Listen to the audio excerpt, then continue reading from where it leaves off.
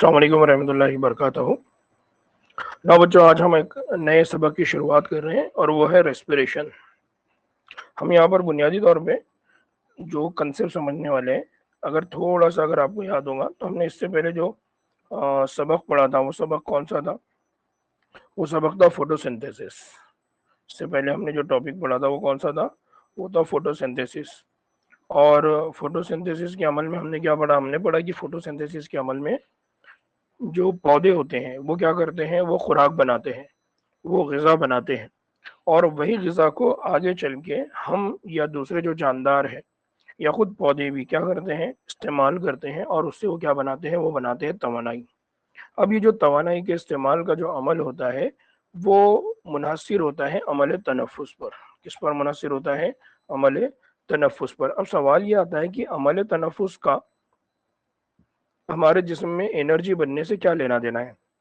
क्योंकि आम तौर पे हम हमारे हमारे पास 2 बातें होती हैं कि जब भी हम अमल तनफ़ुस बोलते हैं, तो हमारे जिस्म में एक छोटा-सा कंसेप्ट आता है, वो आता है कि अमल तनफ़ुस का मतलब होता है साँस लेना और साँस छोड़ना। जो हमारे ज़हन में आता है वो क्या आता है? साँस लेने का अमल और साँस छोड़ने का अमल। हवा अंदर लेने का अमल और हवा बाहर छोड़ने का अमल। तो अमल तनफ़ुस जो है ये हमारी जो साँस लेने का अमल है, उसका अल्टरनेट तौर पे इस्तेमाल किया जाता है। इसका मतलब ये है कि जब हम ये कहते हैं कि हम साँस लेते हैं, साँस छोड़ते हैं, तो असल में वो जो ऑक्सीजन हम हमारे जिस्म के अंदर लेते हैं, वो ऑक्सीजन हमारे जिस्म के एक-एक खलिए में जाकर वहाँ पर रेस्पिरेशन का काम करता है। रेस्पिरेशन का मतलब क्या होता है? कि वहाँ पर जाकर वो ग़िज़ा को तोड़ता है। कौन-सी ग़िज़ा को? ग्लूकोज़ को। और ग्लूकोज़ को तोड़कर वो क्या बनाता है? ग्लूकोज़ को तोड़कर वो बनाता है एटीपी, यानी ग्लूकोज़ को तोड़कर वो वहाँ पर क्या बनाता है? तवानाई। इसका मतलब ये हो गया कि रेस्पिरेशन का जो अमल है वो सिर्फ़ साँस लेना और साँस छोड़ना तक महदूद नहीं है, बल्कि ये जो रेस्पिरेशन का अमल है, ये तवानाई के पैदा करने का अमल है। और तवानाई हर जानदार को ज़रूरी है, चाहे वो पौधा हो, चाहे वो जानवर हो, चाहे वो बैक्टीरिया हो, कोई भी हो, हर जानदार को ज़िंदगी के लिए तवानाई की ज़रूरत है। तो वो तवानाई उसके जिस्म में कहाँ से आएगी? कैसे आएगी?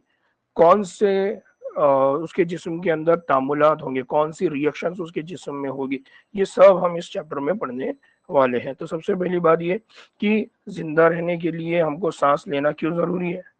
जब हम साँस लेते हैं तो हमारे जिस्म में ऐसा क्या होता है? जानदारों में काम करने के लिए तवानाई आखिर कहाँ से आती है? क्या पौधे भी और खुर्दबीनी जानदार भी साँस लेते हैं? तो अब ये सारे सवालात का जवाबात या सारे सवाल के जवाब हमको यहाँ पर समझना है। तो सबसे पहली बात ये समझ लीजिए कि जब भी हम खुराक यानी हम ग़िज़ा हमारे जिस्म में ऐड करते हैं, तो ये जो ग़िज़ा है, ये ग़िज़ा हमारे जिस्म को क्या देती है? ये देती है हमारे जिस्म को कीमियाई तवानाई। कीमियाई तवानाई का मतलब ये है कि ये ग़िज़ा से हमको क्या मिलती है? एटीपी। इसी को हम कह रहे हैं कीमियाई तवानाई। ये जो ग़िज़ा ये हमारे जिस्म को देती है एनएडीपीएच। क्या देती है? एनएडीपीएच। इसी को कह रहे हैं हम केमिकल एनर्जी। तो ये केमिकल एनर्जी जब हमको मिलती है तो उसकी वजह से हम हरकत करते हैं। ये केमिकल एनर्जी पौधों को मिलती है तो पौधों की नशो-नुमा होती है, और यही केमिकल एनर्जी के लिए हम क्या करते हैं? साँस लेने का अमल अंजाम देते हैं, जिसको हम क्या कहते हैं? Exchange of gases. इसका मतलब ये हो गया कि जो ग़िज़ा हमारे पास आई थी, ये ग़िज़ा कहाँ से आई थी? ये ग़िज़ा आई थी फोटोसिंथेसिस के अमल से। कौन से अमल से आई थी? फोटोसिंथेसिस। इसका मतलब ये है कि पौधे फोटोसिंथेसिस का अमल करके जो लाइट थी या जो सूरज की रोशनी थी, और सूरज की रोशनी से जो लाइट तवानाई आई थी, उस तवानाई को उसने कौन-सी तवानाई में बदल दिया था? कीमियाई तवानाई। और वही कीमियाई तवानाई अब हमारे जिस्म में आने वाली है, और उस कीमियाई तवानाई का इस्तेमाल हम करने वाले यानी सारे जानदार करने वाले। तो इसलिए हम कहते हैं कि तमाम जानदारों को ज़िंदा रहने के लिए तवानाई की ज़रूरत है।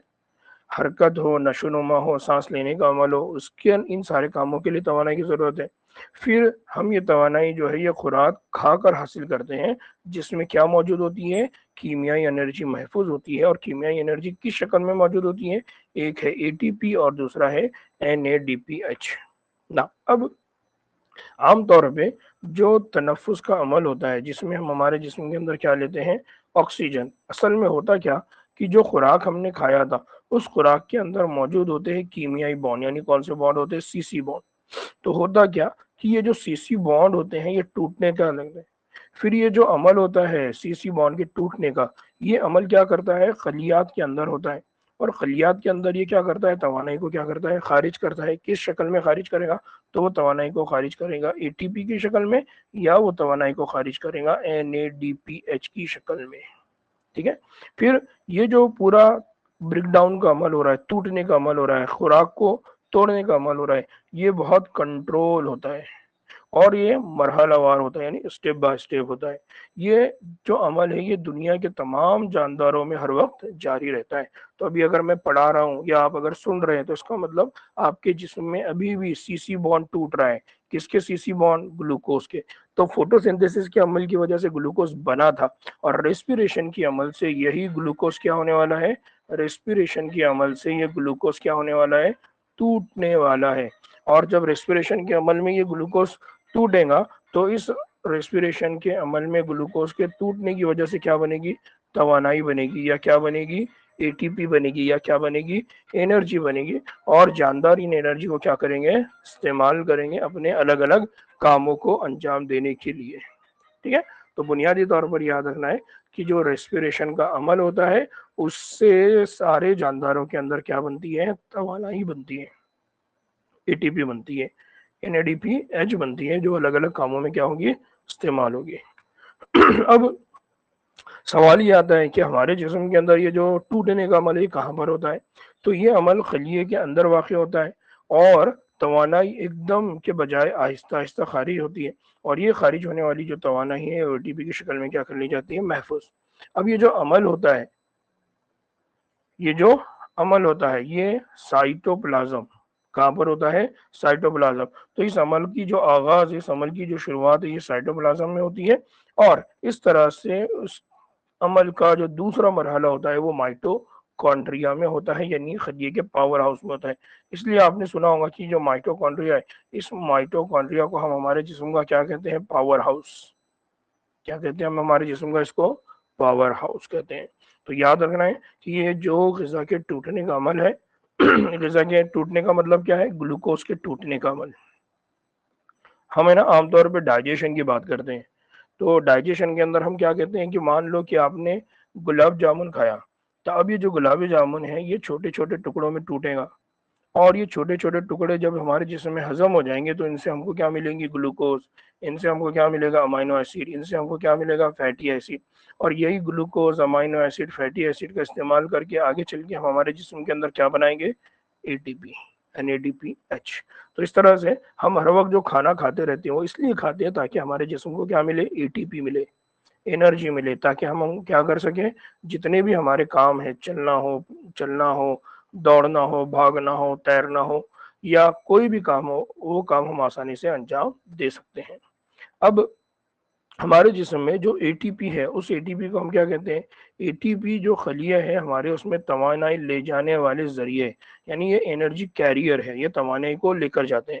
یہ اپنے کیمیائی بانڈز کے اندر کیا کرتے ہیں، توانائی کو جمع رکھتے ہیں، جیسے کہ ہمارے پاس ایک چارج بیٹری ہوتی ہے، تو جس طرح سے چارج بیٹری کے اندر آپ نے توانائی کو جمع کر کے رکھا ہے، ویسے ہی اے ٹی پی بھی ہے۔ اے ٹی پی کے اندر کیا موجود ہوتی ہے، توانائی۔ جب آپ اس اے ٹی پی کو استعمال کر لیتے ہیں تو اب یہ توانائی خالی ہو کے کیا بن جاتی ہے، اے ٹی پی۔ پھر واپس سے آپ کھانا کھا کے کیا کرتے ہیں، اس کو چارج کر لیتے ہیں۔ تو اس طرح سے ہمارے جسم کے اندر جو بھی توانائی ہے وہ توانائی کس شکل میں، اے ٹی پی کی شکل میں کیا ہوتے رہتی ہے، بار بار بنتے رہتی ہے۔ جب جسم کے کسی حصے کو ضرورت ہو تو یہ توانائی فراہم کرتا ہے، اور خلیے کے تمام اہم کام جو ہوتے ہیں وہ کون انجام دیتا ہے، اے ٹی پی۔ تو اس کا مطلب یہ ہے کہ ریسپیریشن کا جو عمل ہے اس ریسپیریشن کے عمل میں غذا ٹوٹتی ہے، اور غذا ٹوٹ کر ایک مولیکیول بنتا ہے جس کو ہم عام طور پہ کیا کہتے ہیں، گلوکوز۔ اور وہ گلوکوز جب پوری طرح سے ٹوٹ جاتا ہے تو اس سے ہمارے جسم کو کیا ملتی ہے، اے ٹی پی۔ اب ہم یہ کہتے ہیں کہ جو تنفس کا عمل ہے اس تنفس کے عمل میں ہم کیا کرتے ہیں، غذا کو استعمال کرتے ہیں، کچھ سبسٹریٹ کو استعمال کرتے ہیں۔ تو عام طور پہ ہمارے جسم میں یہ سبسٹریٹ کون ہے، تو ایک سبسٹریٹ ہوتا ہے جو اس کو ہم کہتے ہیں کاربوہائیڈریٹ، दूसरा होता है जिसको हम कहते हैं चिकनाई और फैट, और तीसरा कौन होता है? प्रोटीन। यानी ये तीनों चीजें जो हम खाते हैं वो इसलिए खाते हैं ताकि हमारे जिस्म को क्या मिले? तवानाई। क्या मिले? एनर्जी। तो वो मादे जो तवानाई हासिल करने के लिए तोड़े जाते हैं, उन मादों को बोला जाता है रेस्पिरेटरी सबस्ट्रेट या तनफ्फुसी मादे। तो हम आम तौर पे जब खाना खाते हैं तो हम इतना सोचते नहीं है, क्योंकि हमने इसको पढ़ा नहीं होता है, हमको किसी ने बताया नहीं होता है कि भाई आप प्रोटीन जो खा रहे हो वो क्यों खा रहे हैं। ये एक एज होने के बाद, एक उम्र होने के बाद हमको पता चलता है कि हमारे जिस्म में इतना प्रोटीन होना चाहिए था, हमारे जिस्म में इतना फैट होना चाहिए था, हमारे जिस्म में इतना कार्बोहाइड्रेट होना चाहिए था। नहीं तो आमतौर पे हम क्या करते रहते, चिप्स के पैकेट पे पैकेट खाते रहते और हमको पता ही नहीं चलता कि हमको कार्बोहाइड्रेट से ज्यादा प्रोटीन चाहिए था, हमको कार्बोहाइड्रेट से ज्यादा चिकनाई चाहिए था। जब हम बहुत मोटे हो जाते तब हमको एहसास होता है कि यार हमने एक चीज का हमारे जिस्म के अंदर बहुत इजाफा कर लिया जिसका हमको कोई फायदा नहीं है। प्रोटीन हमारे जिस्म का बिल्डिंग ब्लॉक है। अगर आपको ग्रोथ करना है, आपके जिस्म को अगर मजबूत बनाना है, तो आपके जिस्म में प्रोटीन चाहिए। लेकिन हम क्या करते हैं, हमको किसी ने बताया नहीं होता तो हम कार्बोहाइड्रेट खाते रहते हैं, और कार्बोहाइड्रेट खाने की वजह से हमारे को क्या हो जाती है? मुख्तलिफ किस्म की बीमारियां हो जाती है। खैर ये एक अलग टॉपिक है, उस पर बाद में बात करेंगे। सिर्फ इतना याद रखना है कि ये प्रोटीन, ये चिकनाई और ये कार्बोहाइड्रेट को हम क्या कहते हैं? तनफ्फुसी मादे। क्यों कहते हैं? क्योंकि इनके इस्तेमाल से हमारे जिस्म में क्या बनने वाली है? इनके इस्तेमाल से हमारे जिस्म में बनने वाली है एटीपी, इसलिए इनको बोला जाता है रेस्पिरेटरी सबस्ट्रेट। नाउ सबसे आम और पसंदीदा जो सबस्ट्रेट है या जो तनफ्फुसी मादा है वो कौन है? कार्बोहाइड्रेट। और कार्बोहाइड्रेट में भी खास करके कौन है? ग्लूकोज। क्यों? क्योंकि ये जो ग्लूकोज है ये हमारे जिस्म के अंदर जैसे ही दाखिल होता है तो फटाफट इसका ब्रेक डाउन हो जाता है और फटाफट ये क्या दे देता है हमको? एटीपी। तो ग्लूकोज का जैसे ही ब्रेक डाउन होगा तो हमारे जिस्म में बहुत फास्ट, बहुत जल्दी क्या बनना शुरू हो जाएगा? एटीपी बनना शुरू हो जाएगा। फिर कुछ मखसूस हालात होते हैं जिसमें हमारे जिस्म से जो एटीपी बनता है वो चिकनाई से यानी फैट से भी बनता है और प्रोटीन का इस्तेमाल करके भी बनाया जाता है। जैसे फॉर एग्जाम्पल मान लीजिए कि आपने रोजा रखा है, तो रोजे की हालत में अब जो खाना आपने जिस्म को दिया था उसमें से जितनी भी कार्बोहाइड्रेट थी इस्तेमाल हो गई, जितना भी प्रोटीन था वो भी इस्तेमाल हो गया, जितना चिकनाई था वो भी इस्तेमाल हो गया।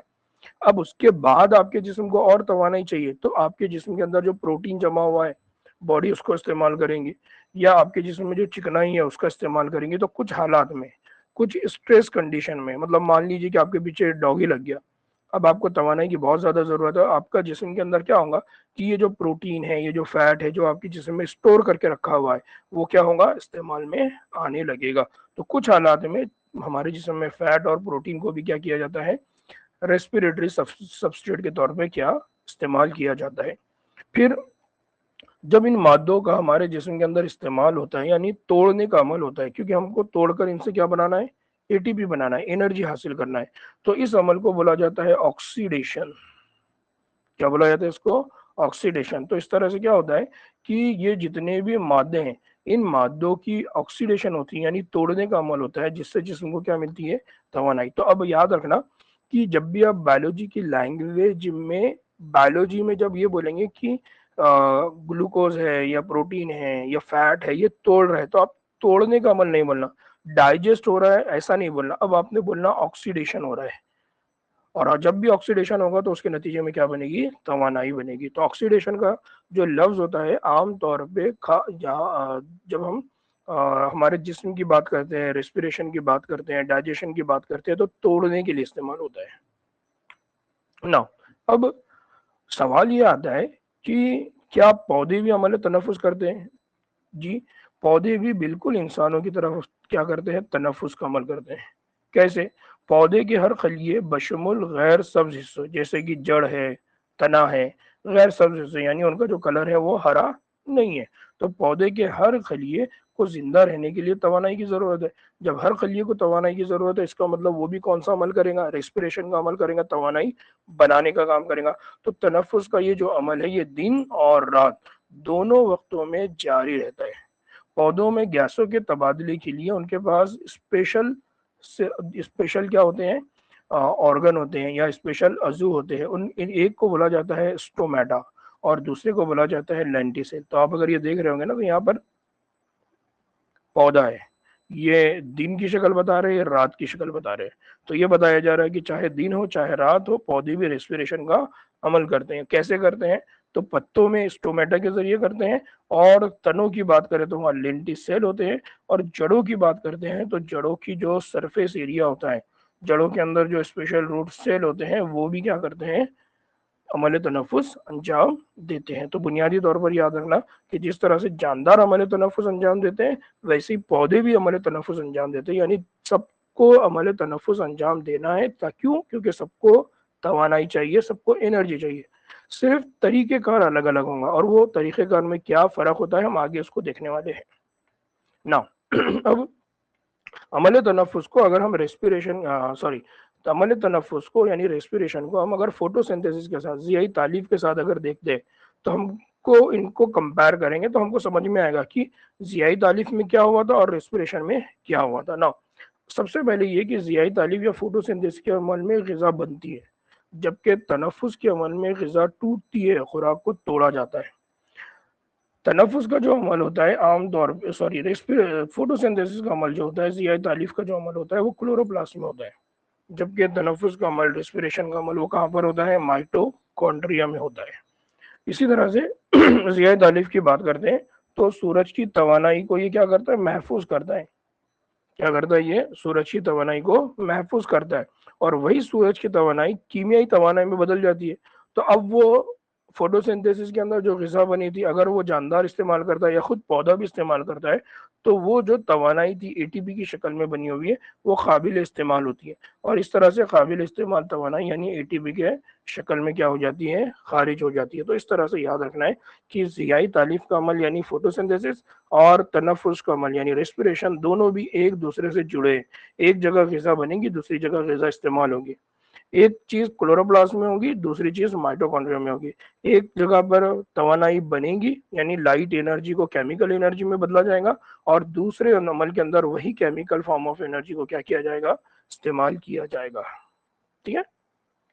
नाउ अब एक और बात कि सनलाइट एंड ग्लूकोज, सनलाइट और ग्लूकोज, कि सनलाइट और ग्लूकोज का लेना देना क्या है, और यही ग्लूकोज का आगे चल के एटीपी से क्या ताल्लुक है। तो इसको समझ लीजिए कि पौधे जो है ये ज़ियाई तालीफ के जरिए अपने जिस्म में ग्लूकोज बनाते हैं, और वो जो इजाफी ग्लूकोज होती है उस इजाफी ग्लूकोज को निशास्ता की शक्ल में क्या कर देते हैं, महफूज कर देते हैं। अब जब उन्हें या उनके गैर सब्ज हिस्सों को तवानाई की जरूरत होगी, तो वो इसी खुराक को यानी स्टार्च को क्या करेंगे, अमल तनफुस के अमल के लिए क्या करेंगे, इस्तेमाल करेंगे। तो आमतौर पे एग्जाम में ये बात पूछी जाती है कि पौधे जो है वो जब उनको तवानाई की जरूरत होगी तो वो ग्लूकोज कहाँ से लेंगे। तो वो क्या करते हैं, आमतौर पे स्टार्च यानी निशास्ता बना के रखते हैं, और जब भी जरूरत होती है तो वो स्टार्च का ब्रेक डाउन करते हैं। स्टार्च का ब्रेक डाउन करने के नतीजे में क्या बनेगी, ग्लूकोज बनेगी। ये ग्लूकोज उनके माइटोकॉन्ड्रिया में आएगी, और माइटोकॉन्ड्रिया उनको क्या बना के देगा, एटीपी या एनर्जी। बहुत बेसिक बुनियादी कंसेप्ट है, कोई भी छोटा सा बच्चा भी इस बात को समझ सकता, बहुत ज्यादा मुश्किल कंसेप्ट नहीं है। सीधी सीधी बात है कि मान लीजिए कि अम्मी है, अम्मी घर में खाना बनाते हैं, तो अम्मी जब खाना बनाते हैं तो सबको खिलाते हैं और साथ में खुद भी खाते हैं। बात समझ में आ रही है। तो अम्मी जब बाकी लोगों को खिलाते हैं और जब खुद खाते हैं, तो आपने घर में देखा होगा कि वो चटनी मिर्ची जो बचा कुचा वो भी खा लेते हैं, लेकिन वो उतनी चीज को बचा के रखते हैं कि भाई मैं भूखी ना रहूं। तो इसी तरह से पौधा क्या करता है, अपने अंदर ग्लूकोज को थोड़ी मिकदार में जमा करता है, किस शक्ल में जमा करके रखता है, निशास्ता, स्टार्च। समझ में आ रहा है। तो ये बुनियादी कंसेप्ट को समझना है ना। अब एक और बात कि जानवर जो है ये अपनी खुराक के लिए बिल वास्ता तौर पे या बिला वास्ता तौर पे पौधों पर मुनहसिर है। बिल वास्ता या बिला वास्ता का मतलब क्या होता है, डायरेक्ट और इनडायरेक्ट। मान लीजिए कि यहाँ पर ये शेर है, तो शेर गाय को खाएगा, गाय पत्तों को खाएगा। अब फोटोसिंथेसिस का जो अमल है वो पत्तों में हुआ, तो अब ये जो पत्ते हैं ये पहले गाय के पास जाएंगे, तो इसका मतलब गाय का पत्तों का जो रिलेशन है ये बिल वास्ते यानी डायरेक्ट है। लेकिन पत्तों को जिस गाय ने खाया उस गाय को शेर ने खाया, तो हुआ क्या, इस पत्तों से जो केमिकल फॉर्म ऑफ एनर्जी गाय के पास गई और गाय से वो शेर के पास गई, तो शेर को ये जो तवानाई मिली वो डायरेक्टली नहीं मिलती हुई कैसी मिली है, इनडायरेक्ट। तो याद रखना है कि जानवरों के पास जो ग़िज़ा होगी वो ग़िज़ा या तो डायरेक्टली जाएंगी या इनडायरेक्टली जाएंगी, किसके, पौधों से। فنجائی کی بات کرتے ہیں تو فنجائی بھی غذا کے لیے کیا کریں گے؟ منحصر ہوں گے. کس پر منحصر ہوں گے؟ جانوروں پر. لیکن یہ کیا کریں گے؟ یہ مردہ اجسام سے، چاہے اب وہ پتے ہو چاہے وہ کوئی جاندار ہو، اس سے کیا کریں گے؟ اس کے مردہ اجسام سے کیا کریں گے؟ توانائی. امتحان میں یہ بات پوچھی جا سکتی ہے کہ عام طور پہ جو دوسرے جانور ہیں نا، مان لیجیے پودے ہیں، تو پودے کو توانائی اگر چاہیے تو وہ کیا کرے گا؟ فوٹو سینتھسس کرے گا اور کچھ لیول پر وہ گلوکوز کو اسٹارچ میں کنورٹ کر کے استعمال کرے گا. دوسرے دوسرے اگر جانداروں کی بات کریں تو وہ پودوں سے حاصل کریں گے. لیکن فنجائی کی بات کریں گے تو فنجائی کیا کرے گا؟ سڑے ہوئے پودوں سے، سڑے ہوئے جانوروں سے، ان کے مردہ اجسام سے وہ کیا کرے گا؟ آرگینک کمپاؤنڈ حاصل کرے گا اور اس طرح سے اس کو کیا ملے گی؟ توانائی. پھر کچھ جاندار جو ہوتے ہیں وہ آکسیجن کے بغیر بھی عمل تنفس کیا کرتے ہیں؟ انجام دیتے ہیں، یعنی آکسیجن کی غیر موجودگی میں. ایسے جانداروں کو ہم بولتے ہیں این ایروبک. کیا کہتے ہیں ہم ان کو؟ Anaerobic. تو این ایروبک ریسپیریشن یعنی کچھ جاندار ایسے ہوتے ہیں جو آکسیجن کی غیر موجودگی میں بھی توانائی بناتے ہیں. یا ایک عمل ہوتا ہے جس کو بلایا جاتا ہے فرمنٹیشن. کیا بلایا جاتا ہے؟ اس کی وجہ سے کیا ہوتے ہیں؟ اس سے صرف ان کے جسم میں 2 ATP بنتے ہیں. ان کے جسم میں صرف کتنے ATP بنتے ہیں؟ 2 ATP. لیکن وہ جاندار جو آکسیجن کے مدد سے یا آکسیجن کی موجودگی میں عمل تنفس انجام دیں گے ان کے جسم میں 38 ATP بنتے ہیں. تو عام طور پہ یاد رکھنا ہے کہ ریسپیریشن کا جو عمل ہوتا ہے وہ 2 طریقے سے ہوتا ہے، یا تو وہ آکسیجن کی موجودگی میں ہوگا یا آکسیجن کی غیر موجودگی میں ہوگا. اب اگر آکسیجن کی موجودگی میں ہوتا ہے تو وہ زیادہ سے زیادہ توانائی آپ کو سپلائی کرے گا. لیکن اگر وہ آکسیجن کی غیر موجودگی میں ہوگا تو وہاں پر توانائی کی جو مقدار ہوگی وہ بہت کم ہوگی. تو یہ بہت بڑا فرق ہے جس کو آپ نے یاد رکھنا ہے. اب آخری بات کہ توانائی جو ہے یہ ایک ہی وقت میں ایک دم سے خارج نہیں ہوتی. یعنی غذا سے جو توانائی ہم کو مل رہی ہے وہ ایک بار میں ایک دم سے نہیں ملے گی، بلکہ یہ جو عمل ہوگا یہ اسپیسیفک ٹائپ آف انزائمز یعنی اسپیشل مزدوروں کے ذریعے کنٹرول کیا جاتا ہے، اسپیشل آفیسرز کے ذریعے کنٹرول کیا جاتا ہے. یہ جو اسپیشل آفیسرز ہے یہ کون ہے؟ انزائمز ہے. پھر توانائی جو ہوتی ہے یہ چھوٹے چھوٹے مرحلوں میں یعنی اسٹیپ بائی اسٹیپ کیا کری جاتی ہے؟ خارج کرتی ہے. نہ اس سے ہوتا کیا؟ اس سے خلیوں کو گرمی سے نقصان نہیں پہنچتا اور زیادہ تر توانائی جو ہوتی ہے وہ محفوظ ہوتی ہے. اس کا مطلب یہ ہے کہ اگر اسٹیپ وائز پروسیس ہوگا نا، یہاں اگر آپ ڈائیگرام دیکھیں نا، 2 ڈائیگرام ہے، ایک یہ ہے اور ایک یہ ہے. دیکھیں یہاں پر بھی پتھر کو اوپر سے نیچے پھینکا ہے اور یہاں پر بھی پتھر کو اوپر سے نیچے پھینکا ہے. یہاں پر جو پتھر کو پھینکا جا رہا ہے اوپر سے ایک دم سے، تو جب وہ نیچے آئے گا تو اس کی وجہ سے کیا ہوگا؟ دھڑام سے نقصان ہوگا. اس کا مطلب یہ ہے کہ اگر توانائی کی مقدار کو ایک دم سے خارج کی جائے تو ہو سکتا ہے کہ وہاں پر درجہ حرارت بڑھ جائے، وہاں پر ہیٹ بڑھ جائے یعنی گرماہٹ بڑھ جائے، تو وہ کیا کرے گا؟ خلیے کو نقصان پہنچائے گا. لیکن اگر وہی عمل جو پتھر کو آپ پھینک رہے ہیں وہ آپ دھیرے دھیرے نیچے لے کر آئے، دھیرے دھیرے، تو اس دوران میں کیا ہوگا؟